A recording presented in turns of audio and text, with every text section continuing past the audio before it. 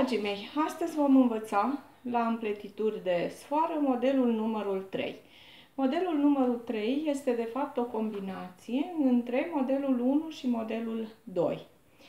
Pentru a realiza modelul 3 ne trebuie 4 fire de sfoară și, ca și până acum, le legăm acele 4 fire de un suport, două dintre ele le legăm de alt suport. Cu celelalte două vom lucra. Pentru a realiza modelul 3, folosim doi pași. Pasul 1, realizarea modelului 1, pasul 2, realizarea modelului 2. Prin combinație se realizează modelul 3, care nu iese răsucit așa cum ieșeau modelele 1 și 2. Deci dacă iese răsucit, înseamnă că ați realizat un pas greșit. Haideți să încercăm.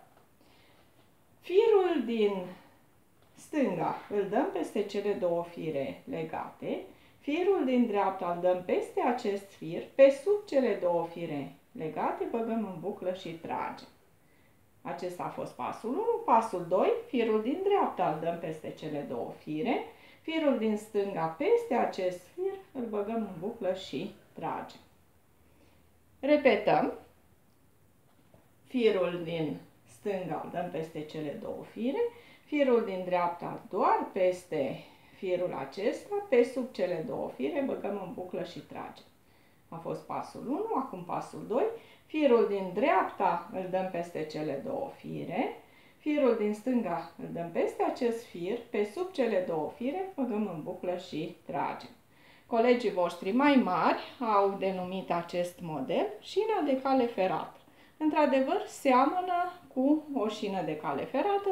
Vedem modelul aici la peretiera aceasta mare din spatele meu.